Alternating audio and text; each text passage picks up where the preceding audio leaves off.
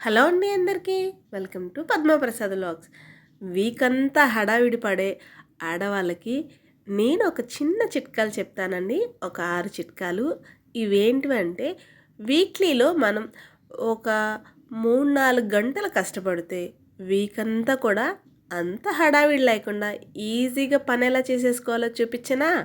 ఇవన్నీ కూడా మనకి ఖచ్చితంగా అవసరం అయ్యేవే.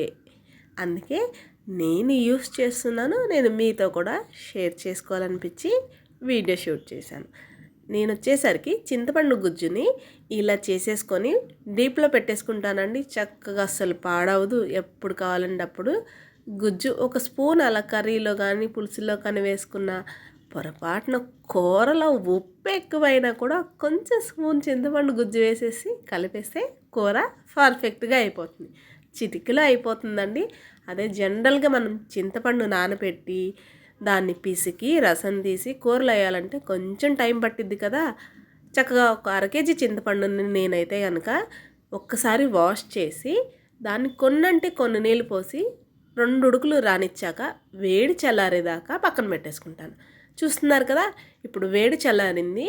ఒక గిన్నెలో ఆ గుజ్జంతా తీసేసి పక్కన పెట్టి నేనైతే కనుక ఉడకపెట్టిన గిన్నెలోనే గుజ్జు కూడా తీసేస్తున్నా అండి.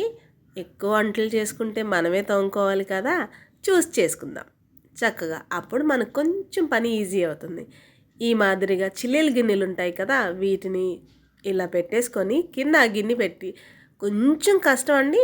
నాకు ఇలాగే వచ్చు. అంతకుముందు ఒకసారి నేను మిక్సీలో కూడా ట్రై చేశానండి, ఎవరో చెప్పారని. అది ఇంకా నాకెందుకో ఎక్కువ ప్రాసెస్. ఇంకా 4 గంటలు ఎక్కువే అండి. చూడండి గుజ్జు ఎలా వచ్చేస్తుందో, చక్కగా వచ్చేసింది. ఏముందండి, ఒక ప్యాకెట్ కట్ చేసి చింతపండు వేసి జస్ట్ ఒక్కసారి వాష్ చేసి ఉడకబెట్టేసి పక్కన పెట్టి ఒక్క 10 నిమిషాలు కష్టపడితే ఎప్పుడైనా మనకి ఇంట్లో పిల్లల మీదో మన వాళ్ళ మీదో కోపం వచ్చింది కదా, వాళ్ళని తలుచుకొని 4 తిప్పులు ఇలా తిప్పామనుకోండి, దెబ్బకి గుజ్జంతా కిందకు వచ్చేస్తుంది. మన కోపం కూడా తీరిపోతుంది. ఎందుకంటే ఇది ఇలా చేసేసరికి కొంచెం అలసట వస్తుంది కాబట్టి కోపాన్ని మర్చిపోతాను. చూడండి, ఒకసారి ఒక ట్రిప్పుకి చేసింది అలాగే చేయాల్సింది కూడా ఎంత డిఫరెన్స్ వచ్చిందో. జస్ట్ చాలా ఈజీ అండి. కొంచెం అంటే కొంచెం కష్టపడితే మనం వీక్ అంతా కూడా నిజంగా చాలా సుఖపడతాం. నాకు ఇంట్లో పిల్లలు ఉంటారు కాబట్టి వీక్లీలో 2-3 టైమ్స్ అయినా సాంబారు పప్పు పెడుతూ ఉంటాను. అలాగే ఏమైనా బెండకాయలు అలాంటివి మా వారు కూరగాయలకి వెళ్ళి తెచ్చారంటే వాటిని ఫ్రై చేస్తే ఎటు చాలు కాబట్టి పులుసే పెట్టడానికి చూస్తాను. నేను హడావిడిలో ఎప్పుడైనా కొంచెం కూరలో ఉప్పు ఎక్కువ వేసానా దాన్ని కవర్ చేయడానికి ఒక స్పూన్ చింతపండు గుజ్జు వేస్తాను. అలాగే మార్నింగ్ ఎప్పుడైనా బ్రేక్ఫాస్ట్ కింద పులిహోర చేయాలంటే మా ఇంట్లో మీకు ఆల్రెడీ చెప్పాను ఒక వీడియోలో, మళ్ళీ చెప్తున్నాను. ఉన్న పిల్లలు ఇద్దరు కానీ ఒకరికి నిమ్మకాయ పులిహోర అంటారు, ఒకరికి చింతపండు పులిహోర అంటారు. అప్పుడు ఏం చేస్తా అండి, ఇక ఈ స్పూన్ చింతపండు గొజ్జు తీసి జస్ట్ 4 తాలింపు గింజలు వేసి గబగబా వేయించి ఇలా కలిపేస్తే పిల్లలు కామ్గా తినేస్తారు కదా. వాళ్ళు తినే ఒక్క ముద్దని పాపం వాళ్ళు ఇంకా ఇబ్బంది పెట్టడం ఎందుకండి మరి. నేనైతే కనుక ఈ చింతపండు గుజ్జుని ఎప్పుడు ఇలాగే చేస్తాను. అప్పుడు పిల్లలు టిఫిన్ అడిగినా చేసేయచ్చు, మనం ఏం మిస్టేక్ చేసినా దాన్ని కూరని కవర్ చేయడానికి చేసేయచ్చు. ఈజీగా అయిపోతుందండి. నేను ఇలాంటి పనులన్నీ సండే పెట్టుకుంటాను. ఎందుకంటే నాకు సండే హాలిడే. పిల్లలు ఇంట్లో ఉంటారు, వాళ్ళకి ఏమైనా పెడుతూ వాళ్ళతో కబుర్లు చెప్తూ ఇలాంటి పనులు చేస్తే నాకు టైం తెలీదు. లేదంటే ఒంటరి పక్షిలాగా చేసుకోవాలంటే మాత్రం నాకు కొంచెం ఇబ్బందిగా అనిపిస్తుందండి. చూడండి, మొత్తం కలిపి చేసేసాం కదా ఒకసారి. ఇప్పుడు ఈ గుజ్జుని మొత్తాన్ని ఒకసారి కలిపేసేసుకొని చక్కగా ఒక డబ్బాలో స్టోర్ చేసి ఫ్రిడ్జ్లో పెట్టుకుంటే మనకి డీప్లో కుదిరితే పెట్టుకోండి. నార్మల్గా కూడా అసలు చింతపండు గుజ్జు పాడవదు, మనందరికీ తెలిసిందే. కానీ డీప్లో పెట్టుకుంటే ఫ్రెష్గా ఉంటుంది. కొంతమందికి డౌట్స్ ఉంటాయి, నల్లబడుతుందేమో కదా అని. అలాంటి వాళ్ళు డీప్లో పెట్టి చూడండి, ఏమీ పాడవదు. నార్మల్గా గాజు బాక్సులు నేను హడావిడిగా ఉంటాను కాబట్టి పగల కొట్టేస్తాను. సో స్టీల్ బాక్సుల్లో పెట్టకూడదు, అందుకని ప్లాస్టిక్ బాక్స్లోనే నేను స్టోర్ చేసుకుంటున్నాను. చూడండి మెత్తగా ఎంత క్రీమ్ లాగా ఉందో. ఇదే మనం పూజల టైంలో కూడా ఇలాగే చేసుకోవచ్చండి. నేనైతే దేవీ నవరాత్రుల్లో కూడా ఇలాగే చేస్తాను. కాకపోతే అప్పుడు ఇలా చేసింది ఉన్నా కూడా పక్కన పెట్టేసి పూజల కోసం చేస్తాం కాబట్టి ఇంకొంచెం జాగ్రత్తగా నిష్టగా ఇలా వాగుతూ మాత్రం చేయనండి. అప్పుడు కామ్గా ఉంటాను. ఎందుకంటే ఉమ్ము తుప్పర్లు కానీ లేదా తల వెంట్రుకలు కానీ పడుతూ ఉంటాయి కదా. సో అందుకని అప్పుడు ఇంకొంచెం జాగ్రత్త తీసుకుంటాను. ఇలా చేసేసి కనుక మనం పక్కన పెట్టేసుకుంటే ఎప్పుడు కావాలంటే అప్పుడు ఈజీగా చేసేసుకోవచ్చు. నచ్చిందండి మీకు ఈ వీడియో? మీకు ఇంకో వీడియో ఏంటో మనం చూసేద్దామా? ఈ టిప్ ఎంతమందికి నచ్చిందో నాతో కామెంట్ సెక్షన్లో తెలియచేయండి. నెయ్యి చేసుకున్నామండి. నేను 15 డేస్కి ఒకసారి, అదే అండి 15 రోజులకు ఒకసారో లేదంటే ఒక 20 రోజుల దాకా మాత్రం మీగడని స్టోర్ చేస్తాను. అంతకుమించి ఎక్కువ స్టోర్ చేయనండి. ఎందుకంటే ఫ్రిడ్జ్లో నాకు అస్సలే ఖాళీ ఉండదు. నేను అన్నీ పెట్టేస్తూ ఉంటాను. ఇప్పుడు మీగడ డబ్బాలు కూడా ఎక్కడ స్టోరేజ్ చేస్తాను. సో నేను అందుకని నెలలో 20 రోజులు 15 రోజులకే మీగడ చేయడానికి చూస్తాను. అది లక్కీగా నాకు వీకెండే పడింది. మోస్ట్లీ నేను వీకెండే చేసుకుంటానండి ఏ పనులైనా కూడా. ఇవన్నీ నా దృష్టిలో ఎక్స్ట్రా వర్క్స్, అవునా కదా? చక్కగా పాల మీగడ తీశాను, పెరుగు మీగడ తీశాను. నేను మీకు చూపిస్తున్నాను చూసారా, ఇది నాకు ఒక 15 డేస్ మీగడ డబ్బా అండి. నేను డైలీ పిల్లలకి 2 పూట్ల పాలిస్తాను. అలాగే మా వారు నేను కూడా పెరుగు వేసుకొని తింటాము. నేను కొంచెం టీ ఎక్కువ తాగుతాను కానీ పెరుగు కూడా తింటాను. అంతకుముందు తినేదాన్ని కాదు. మా ఓనర్ ఆంటీ పెరుగు తినకపోతే హెల్త్ చాలా ఎఫెక్ట్ అవుతుంది పద్మ, అలా చేయకూడదని చెప్పాక నేను కంప్లీట్గా చేంజ్ చేసుకున్నాను. అంతకుముందు నేను మా వారు చాలా తక్కువ పెరుగు తిన్నాం. అసలు పిల్లలకి పెట్టేదాన్నే కాదండి. తర్వాత ఇప్పుడు పిల్లలకి కూడా పాప చక్కగా తినేస్తుంది. బాబు కొంచెం మారం చేస్తాడు కానీ వాడికి పెడుతున్నాను. చక్కగా చూసారా, మొత్తాన్ని కూడా నేను మిక్సీ వేసేస్తే వెన్న ఎంత చక్కగా వచ్చిందో చూడండి. ఆ మిక్సీ జారుకు అంటుకున్న వెన్నను వదిలేస్తామా అమ్మా, దాన్ని కూడా లాగి పీకి మొత్తాన్ని తీసేసి చూడండి. ఇప్పుడు వెన్నని మొత్తం ఇలా దగ్గరగా చేసేసుకోవాలి. నా దగ్గర పెద్ద గిన్నెలు పైన ఉన్నాయండి. పైకి ఎక్కి తీసే ఓపిక లేక ఉన్న గిన్నెలోనే అడ్జస్ట్ చేశాను. కొంచెం అన్కంఫర్ట్గా నాకే అనిపించింది. మీకు చూడడానికి కూడా అలా అనిపిస్తే ప్లీజ్ ఇగ్నోర్ చేసేయండి. చూడండి, ఇప్పుడు దీన్ని వెన్నను మొత్తాన్ని ఒక దగ్గరికి తీసుకొని ఈ ఉన్న మజ్జిగని పక్కకు తీసేసుకుందాం. ఫ్రెష్గా ఉన్నప్పుడు మజ్జిగ బాగుంటాయండి. చాలామంది అంటూ ఉంటారు, నేనైతే ఎప్పుడూ ట్రై చేయలేదు, కానీ ఈ మజ్జిగని కొంచెం వడపోసుకొని ఉప్పు వేసుకొని తాగితే బాడీకి చలవ చేస్తుంది అంటారు. బట్ నేనైతే ఇగ్నోర్ చేసేస్తాను, నాకు నచ్చదు. సో ఇప్పుడు వెన్న అంతా కూడా ఒక చోటుకు వచ్చింది కదా, దీంట్లో కొంచెం వాటర్ పోసుకొని ఇంకొకసారి వాష్ చేసుకుందాం. కూలింగ్ వాటర్ పోసుకోవాలండి. నేను ఫ్రిడ్జ్లో అసలు వాటర్ పెట్టను, పిల్లలు తాగేస్తారని. మాకు కూడా కూలింగ్ వాటర్ తాగే అలవాటు చాలా అంటే చాలా తక్కువ. సో నేను నార్మల్ వాటరే పోసాను. కానీ కూలింగ్ వాటర్ పోస్తే కనుక మనకి గెడ్డలాగా వస్తుంది వెన్న, కొంచెం అది మెల్ట్ అవుతుంది. ఇప్పుడు ఆ వెన్నను అలాగే తెచ్చి పెద్దగా ఉన్న గిన్నెలో వేసేసుకొని చూడండి, గిన్నె కాక మీద ఉందేమో, నాలాగా ఊరికే కరిగిపోతుంది. వెన్నలాగా చక్కగా మెల్ట్ అయిపోతుంది కదా. ఇప్పుడు దీన్ని 2 పొంగులు వచ్చేదాకా కొంచెం ఓపికగా వెయిట్ చేయాలి. ఇలా నేను ఇంట్లో మాత్రమే చేసుకుంటానండి నెయ్యిని. నేను సున్నుండలకి, బిర్యానీలకి నెయ్యి అబ్బో దేంట్లో వేసుకొని చెప్పండి, పచ్చళ్ళలో అన్నిట్లోనూ వేసుకుంటాం. మా ఇంట్లో నెయ్యి ఇష్టంగా తినేవాళ్ళు చాలామందే ఉన్నారు. అందరికీ నెయ్యి ఇష్టం, ఎవరికి ఉండదు చెప్పండి. కాస్త కూర కారం ఎక్కువైంది అనుకోండి, కామ్గా ఒక 2 స్పూన్లు నెయ్యి వేసేయడమే, అదే కవర్ అయిపోతుంది. ఎప్పుడైనా ఇలాంటి చేస్తూ ఉంటానండి నేనైతే. అమ్మో వీడియోలో చెప్పేస్తున్నా, మా వాళ్ళు చూసేస్తారేమో. చూడండి, నెయ్యి నేను మీతో మాట్లాడుతూ పర్ఫెక్ట్గా మరిగిపోయింది, చల్లారిపోయింది కూడా. చక్కగా ఇప్పుడు ఒక డబ్బాలో, ఇలాంటి డబ్బాల్లో స్టోర్ చేసుకొని జాగ్రత్త చేసేసుకుంటే మనకి ఎప్పుడు కావాలంటే అప్పుడు ఫ్రెష్గా మంచి టేస్టీగా మంచి సువాసన వస్తూ మన చేతులతో మనం చేసుకున్న స్వచ్ఛమైన నెయ్యి దొరుకుతుంది కదా.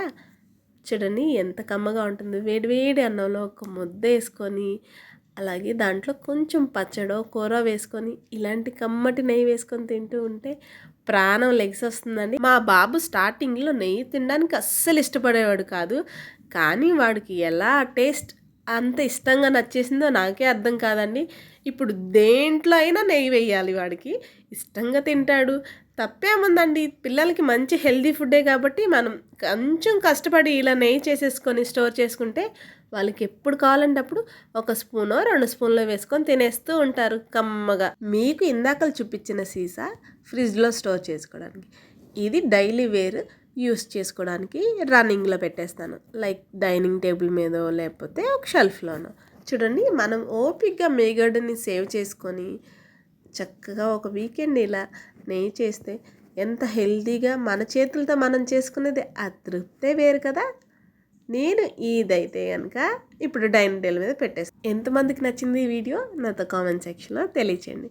ఈ కమ్మని నెయ్యి వేసుకొని తింటూ ఉంటే భలే ఉంటుంది. ఇంకో వీడియో చూసేద్దామా ఇప్పుడు?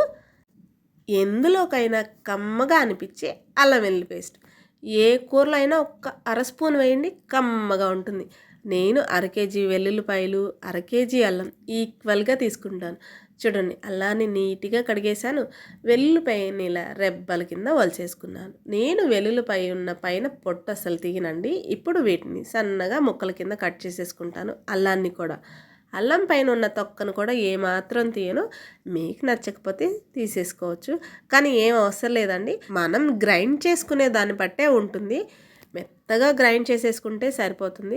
నేను చూపిస్తున్నాను చూడండి, అది ఈక్వల్గా ఇది ఈక్వల్గా సమానంగా అదొక గుప్పుడు ఇదొక గుప్పుడు మిక్సీ జార్లో వేసేసుకొని మెత్తగా, ఎంత మెత్తగా అంటే మరీ మెత్తగా కాకూడదు, అలాని ముక్కల ముక్కల కింద కూడా కాకుండా నేను చూపిస్తున్న మాదిరిగా చూడండి, ఈ మాదిరిగా ఉంటే సరిపోతుంది. నేను ఏ కూరలో అయినా ఒక అర స్పూన్ వేస్తే ఆ కూర నాన్ వెజ్ కన్నా ఇంకా టేస్టీగా ఉంటుందండి. మా వాళ్ళకి ఇలాంటి అల్లం వెల్లుల్లి పేస్ట్లు వేస్తే భలే ఇష్టంగా తింటారు. కాకపోతే నాకెందుకు అన్నిట్లో అల్లం వెల్లుల్లి పేస్ట్ వేయడం ఇష్టం ఉండదండి. నాకు అది మసాలా ఫ్లేవర్ కిందే ఉంటుంది కూర. ఇప్పుడు లైక్ బీరకాయ పాలు పోసి వండుకున్నాం అనుకోండి, దాంట్లో చాలామంది ఒక స్పూన్ అల్లం వెల్లుల్లి పేస్ట్ వేస్తే అర స్పూను కూరను బట్టి, కానీ నాకు అసలు అలా నచ్చదు.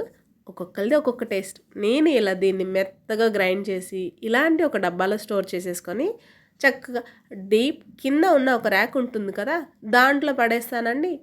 చక్కగా చాలా ఫ్రెష్గా ఉంటుంది. ఇప్పుడు ఇంకో వీడియో చూసేద్దామా? ఇది వచ్చేసరికి నిమ్మకాయలు జ్యూస్ చేసి దీన్ని కూడా మనం స్టోరేజ్ చేసుకున్నాం అనుకోండి, ఎప్పుడు కావాలంటే అప్పుడు ఒక చుక్క నిమ్మరసం బిర్యానీలో వేస్తాము, లేదా కూరల్లో వేస్తాము, 65లు ఫ్రైల్లో మనకి బాగా నీరసంగా అనిపిస్తే కొంచెం పంచదార కలుపుకొని తాగుతాము.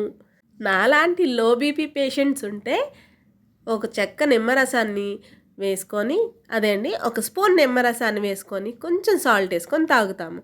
నిమ్మరసం చూడండి ఎన్ని విధాలుగా ఉపయోగపడుతుందో. జనరల్గా కాయల్ని మనం డైరెక్ట్గా ఫ్రిడ్జ్లో స్టోర్ చేస్తే మహా అయితే ఒక వారం లేదా ఒక 10 రోజులు ఉంటాయి. అప్పటికి మనం క్లాత్ల్లోనో లేదా న్యూస్ పేపర్లోనో అలా పెట్టాలి. కవర్తో డైరెక్ట్గా నిమ్మకాయలు పెట్టినా సరే వడిలిపోతాయి, కుళ్ళిపోతాయి కదా. కానీ నాలాగా నీట్గా వాష్ చేసేసి కాసేపు ఆరబెట్టేసి ఇలా చెక్కల మాదిరి కట్ చేసే ముందు నేను రఫ్ చేశాను చూడండి, అలా చేయడం వల్ల జ్యూస్ ఎక్కువగా వస్తుంది. మనకు కొంచెం చేయి నొప్పి తగ్గిద్దండి. కొంచెం కష్టపడితే ఒక టైం చూసుకొని ఒక ½ అన్ అవర్ కష్టపడ్డామనుకోండి, చక్కటి జ్యూస్ రెడీ అయిపోతుంది. ఎప్పుడు కావాలంటే అప్పుడు మనం ఇన్స్టెంట్గా ఒక స్పూన్ తీసుకొని వేసేసుకుంటే సరిపోతుందండి. జనరల్గా నిమ్మకాయ తీసి కట్ చేసి పిండాలంటే ఏం అవసరం లేదులే అన్న ఫీల్ ఉంటుంది. నాకైతే అలాగే ఉంటుందండోయ్.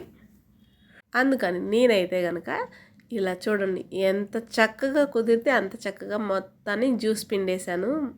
ఎక్కడ కొంచెం కూడా వేస్ట్ అవ్వకుండా నేను ఈ జ్యూస్ని చక్కగా ఒక ప్లాస్టిక్ జార్ డబ్బాలో స్టోర్ చేసుకొని డీప్ కింద ఉన్న ర్యాక్లో పెట్టేసుకుంటానండి. ఎప్పుడు కావాలంటే అప్పుడు ఒక స్పూన్ వేసేసుకుంటాను. ఈ తొక్కులు కూడా ఏం పడేనండి. మనం దేవుడి సామాన్ తోముకుంటాం కదా, దేవుడి సామాన్ లేని వాళ్ళు జస్ట్ రాగి బిందులు అలాంటివి ఉంటాయి కదా, అవి, లేదా ప్లాస్టిక్ వాటర్ బాటిల్స్, మనం వాటర్ తాగుతాం కదా, ఆ బాటిల్లో అయినా ఒక్కొక్కటి వేసి జస్ట్ వాష్ చేసుకుంటే మంచి ఫ్రెష్గా ఉంటాయండి బాటిళ్ళు. లేదా దేవుడి సామాన్లు తోముకోవడానికి కూడా చాలా యూజ్ అవుతుంది, అవునా? నేను చూడండి చక్కగా ఒక టీ స్టెయినర్తో ఇలా వడపోసేసి మూత పెట్టి డీప్ పక్కన ఉన్న జార్ డబ్బాలో పడేసానంటే చక్కగా పడుంటాయండి. చూడండి, నార్మల్గా మనం ఎన్ని నిమ్మకాయలు పాడు చేస్తాము జనరల్గా ఫ్రిడ్జ్లో స్టోర్ చేసినప్పుడు, కానీ ఇలా చేస్తే ఒక్క నిమ్మకాయ కూడా పాడవద్దు. చాలా ఈజీగా చేసేసుకోవచ్చు. నచ్చిందా ఈ టిప్పు? అయితే నాతో కామెంట్ సెక్షన్లో తెలియచేయండి. ఇంకో వీడియో చూసేద్దామా మనం? బెల్లం కుందులండి. నేను ఒక్కసారి తెచ్చేసుకుంటాను కదా, అప్పుడు వీటిని ఫ్రిడ్జ్లో పెట్టేసేసి డైరెక్ట్గా నాకు టైం కుదిరినప్పుడు చక్కగా వీటిని ఇలా క్లీన్ చేసేసి కవర్స్ అన్నీ కూడా తీసి చాక్తో నిదానంగా ఓపిక్గా చాప్ చేసేస్తానండి. పౌడర్లాగా అయిపోతుంది. చాలామంది బెల్లం చాప్ చేయడానికి కూడా చిన్న చిన్న టిప్స్ చెప్తూ ఉంటారు. వేడి చేయాలని, లేకపోతే కాసేపు వేడి నీళ్ళలో పైన గిన్నెలో వేసి పెట్టాలని. నాకెందుకో ఎప్పుడూ అవసరం రాదు. ఎందుకంటే నేను తెచ్చి ఫ్రిడ్జ్లో పెడతాను కదా, ఆ తర్వాత నేను డైరెక్ట్గా తీసి ఇలా చాప్ చేసేస్తాను. చూడండి ఎంత మెత్తగా దూదిలాగా వస్తుందో. మేబీ ఫ్రిడ్జ్లో పెట్టడం వల్ల అలా వస్తుందో ఏమో నాకు తెలీదు. నేను అంతకుముందు పావు కేజీ కుందులు ఉండేవి కదా, కొంచెం సాల్టీ టేస్ట్ వచ్చేవి, అవి వాడేదాన్నండి. ఎందుకో నాకు అవి వేయడం వల్ల పాయసం కానీ లేదంటే ఎప్పుడైనా పాలు పొంగలు వండేటప్పుడు కొంచెం ఉప్పదనంగా తగులుతుంది. సో నేను అందుకని ఆ బెల్లాన్ని ఆపేశాను. ఇలా కేజీ కుందులు, కేజీ అంటంగానే ఎక్కడ ఉంటుందండి, 900 గ్రాములే ఉంటుంది. అలాంటి బెల్లం కుందులు తెచ్చి నాకు కుదిరినప్పుడు మాత్రం ఇలా చాప్ చేసేసి స్టోర్ చేసేసుకుంటాను. తెచ్చిన వెంటనే మాత్రం ఫ్రిడ్జ్లో పెట్టేస్తానండి, ఫ్రెష్గా ఉంటుంది. మళ్ళీ ఒక్కొక్కసారి బెల్లం ఒక రకమైన స్మెల్ వస్తుంది. ఆ స్మెల్ నేను చెప్పడానికి కూడా నాకు ఎలా చెప్పాలో కూడా తెలీదు. కాకపోతే స్మెల్ మాత్రం బాగోదండి, అది మాత్రం చెప్తాను. లైట్గా పులుపు స్మెల్ లాగా లైక్ అలా ఉంటుంది. ఈ బెల్లం చూడండి, ఇది ఒక బెల్లం ఎర్రకుందండి. నేను తీసుకున్నది చప్పటి బెల్లం, అంటే ఉప్పుదనం లేని బెల్లం, రెండు కూడా. కాకపోతే ఒకటి రెడ్ కలర్లో ఉన్న బెల్లాన్ని తీసుకుంటాను, ఒకటి వచ్చేసరికి నార్మల్ బెల్లాన్ని తీసుకుంటాను. ఈ రెండు మిక్స్ చేస్తే చాలా బాగుంటాయండి. పాలు పొంగల్లో వేసుకున్నా, లేదంటే బెల్లం సగ్గుబియ్యం కాసుకున్నా, మనం జనరల్గా ఏమైనా స్వీట్స్ చేసుకున్నా ఉప్పదనం అనేది తగలకుండా చాలా బాగుంటుంది. చాలా అంటే చాలా బాగుంటుంది. ఒకసారి ట్రై చేయండి. ఇలా చాప్ చేసి పెట్టుకోవడం వల్ల చాలా అంటే చాలా ఈజీగా మన పని అయిపోతుంది కదా. ఎప్పుడు కావాలంటే అప్పుడు ఏముంది, ఒక 2 గరిటెలు తీసుకొని చక్కగా మనకి ఎందులో వేయాలంటే అందులో వేసుకోవచ్చు. నేను పులుసుల్లో వేస్తాను, స్వీట్స్ చేస్తాను, పాలు పొంగలి, సగ్గుబియ్యం పాయసం కాస్తాను. అలాగే ఎప్పుడైనా దేవుడికి ప్రసాదం కింద మేము పటికి చిప్స్, కొన్ని డ్రై ఫ్రూట్స్ అలాంటివి పెడుతూ ఉంటాం. ఎప్పుడు దేవుడికి కూడా ఒకటే ఏం పెడతాము, అందుకని అప్పుడప్పుడు ఇలా చిన్న బెల్లం ముక్కలు కూడా పెడుతుంటాం. తీసుకొని పెట్టడానికి చాలా ఈజీగా ఉంటుందండి. చక్కగా 2 బెల్లాలని కూడా ఇలా కలిపేశాను కదా. కట్ చేసేప్పుడు ఇంకొక చిన్న టిప్ చెప్తానండి. పొరపాటును కూడా పేపర్లో కానీ లేదా ప్లాస్టిక్ కవర్స్లో కానీ వేయడానికి, అదే పెట్టి కట్ చేయడానికి ట్రై చేయకండి. ఇలా ఏదైనా ప్లేట్స్ పెట్టి మాత్రమే చేయండి. పేపర్ అయితే పేపర్ అంటుకుపోతుందండి, కవర్ అయితే కవర్కి కూడా అంటుకుపోతుంది. నేను అంతకుముందు అలాగే చేసేదాన్ని. దాని తర్వాత నేను తెలుసుకున్నాను, సో మీతో చెప్తున్నాను. చూడండి, నేను స్టోరేజ్ చేసుకునే డబ్బా, నాకు ఫ్రిడ్జ్లో కూరగాయలు పెట్టుకునే ర్యాక్కి మధ్యలో కొంచెం గ్యాప్ ఉంటుందని అక్కడ ఈ డబ్బా పర్ఫెక్ట్గా సెట్ అవుతుంది. సో నేను అప్పటి నుండి ఇదే వాడతాను. డబ్బా ఎవరికైనా నచ్చకపోతే కొంచెం ఇగ్నోర్ చేసేయండి. చూడండి, చక్కగా ఎప్పుడు కావాలంటే అప్పుడు మనం ఇన్స్టెంట్గా వేసేసుకోవచ్చు కదా. ఇలా చేసుకోవడం వల్ల బెల్లం కూడా చాలా ఫ్రెష్గా ఉంటుంది. అలాగే మనకి ఎప్పుడు కావాలంటే అప్పుడు ఇన్స్టెంట్గా వాడుకోవడానికి చాలా యూజ్ అవుతుంది. నేను ఇలాగే ఫాలో అవుతానండి, అందుకని మీతో కూడా షేర్ చేసుకున్నాను. మీకు ఎవరికైనా ఈ టిప్ నచ్చితే నాతో కామెంట్ సెక్షన్లో తెలియజేయండి. ఓకేనా? ఇంకో వీడియో చూసేద్దామా మనం ఇప్పుడు. నేనైతే weekly once idli batter, dosa batter వేసేసుకొని వాటిని కూడా స్టోర్ చేసుకుంటానండి. వీక్ అంతా మనకి హడావిడి లేకుండా మార్నింగే పిల్లలకి వేడిగా టిఫిన్ వేసి పెట్టచ్చు. చాలా బాగుంటుంది, ఏమాత్రం పాడవకుండా. నేను ఒక గ్లాస్ మినపగుళ్ళు తీసుకొని చక్కగా 4-5 సార్లు కడిగేసేసి మూత పెట్టి పక్కన పెట్టేశాను.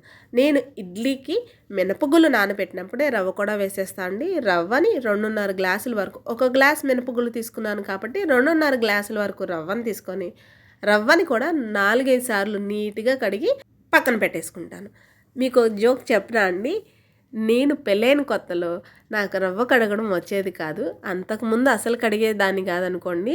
పెళ్ళైన తర్వాత కొంచెం రవ్వ కడిగేటప్పుడు రవ్వని కడిగి అలా 1 నిమిషం ఉంచాలని తెలియక కడిగి ఇలా పోసేస్తూ ఉంటే రవ్వ చాలా పోయేదండి. మా అత్తగారు చెప్పారు, అలా కాదమ్మా ఇలా కడగాలని. సో అప్పటి నుండి నేను నేర్చుకున్నాను. చక్కగా నేనైతే కనుక నైట్ వేసేసుకొని మార్నింగ్ గ్రైండ్ చేసుకుంటానండి. అప్పటికి చక్కగా నానతాయి. 6-7 గంటలు అంటాం కానీ 6-7 గంటలు మనకి ఎలా కుదిరిద్దండి. పొద్దున్న నానబెడితే సాయంత్రమే రుబ్బాల్సి వస్తుంది, ఆఫీసులకి వెళ్తాం కాబట్టి.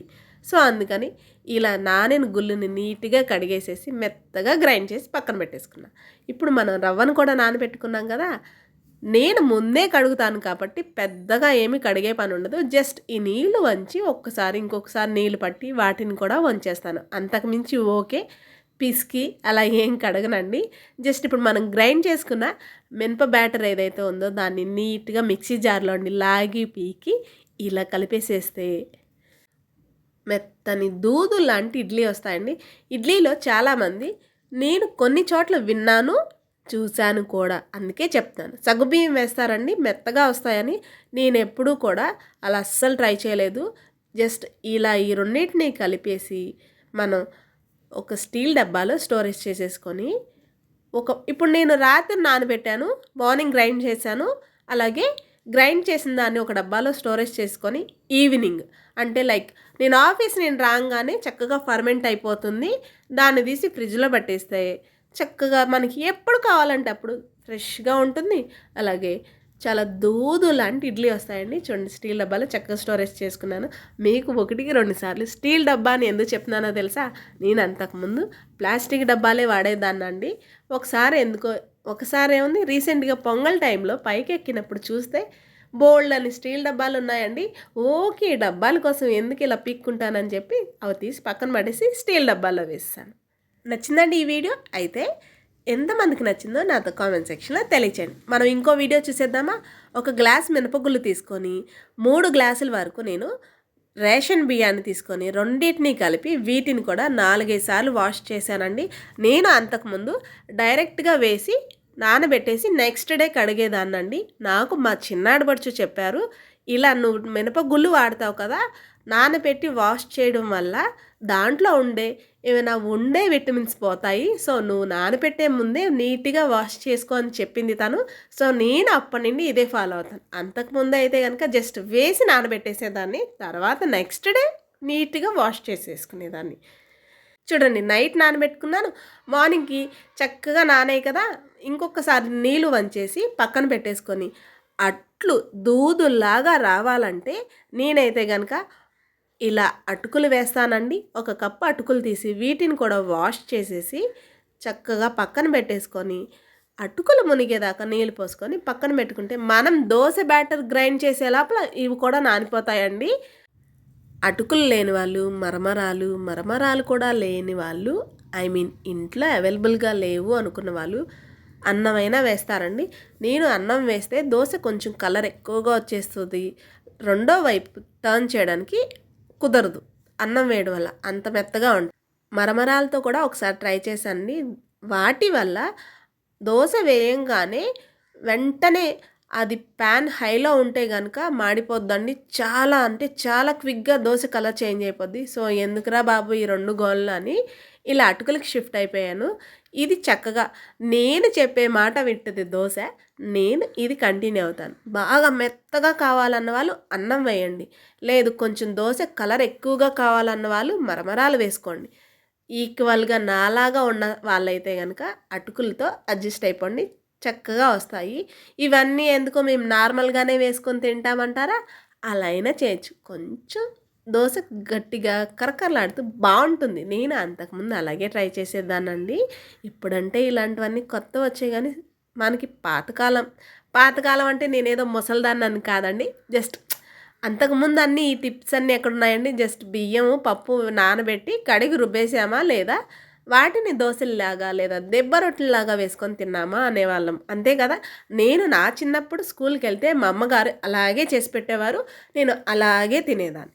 చూడండి, నేను మీతో మాట్లాడుతూ చక్కగా దోశ మొత్తం బ్యాటర్ అంతా గ్రైండ్ చేశాను. అటుకులు కూడా 2 వాయిల కింద వేసి మెత్తగా ఇలా మీకు చూపిస్తున్నాను చూడండి, వెన్న మాదిరిగా గ్రైండ్ చేసేసుకున్నాను. ఇప్పుడు వీటిని ఇంకొక డబ్బాలో స్టోర్ చేసేసుకొని దీన్ని పక్కన పెట్టేస్తే ఈవినింగ్కి నాకు చక్కగా ఫర్మెంట్ అయిపోతుంది. దాన్ని తీసి ఫ్రిడ్జ్లో దాచేసుకొని ఎప్పుడు కావాలంటే అప్పుడు ఫ్రెష్గా ఇన్స్టెంట్గా దోశ వేసేసుకుంటే చాలా అంటే చాలా బాగుంటుంది. నచ్చింది ఈ వీడియో కూడా మీకు? అయితే లైక్ చేయండి, కామెంట్ సెక్షన్లో తెలియచేయండి. మనం ఉద్యోగాలకు వెళ్ళే వాళ్ళే కాదండి, ఇంట్లో ఉండే వాళ్ళు కూడా బోల్డ్ అని పనులు ఉంటాయి. వీక్ అంతా కష్టపడే కన్నా వీక్లో ఒక్కరోజు కష్టపడితే చాలు. పొద్దున్నే లేవంగానే హడావిడి కాకుండా ఎంతో కొంత ఉపయోగపడే ఈ వీడియోస్ కనుక మీకు నచ్చితే కనుక లైక్ చేయండి, మన ఛానల్ని ఫాలో చేసేసేయండి. నేను ఈ టిప్స్ అన్నీ ఉపయోగిస్తాను, నాకు వర్త్ అనిపిస్తుంది కాబట్టి నేను మీతో షేర్ చేసుకున్నాను. ఓకేనా? బై ద వే అలా వెళ్తూ వెళ్తూ ఈ వీడియో ఫుల్గా చూస్తే మీకు ఏ టిప్ బాగా నచ్చిందో నాతో కామెంట్ సెక్షన్లో తెలియచేయడం అస్సలు మర్చిపోవద్దు. నేను మరిన్ని కొత్త వీడియోస్తో మీ ముందుకు వస్తాను.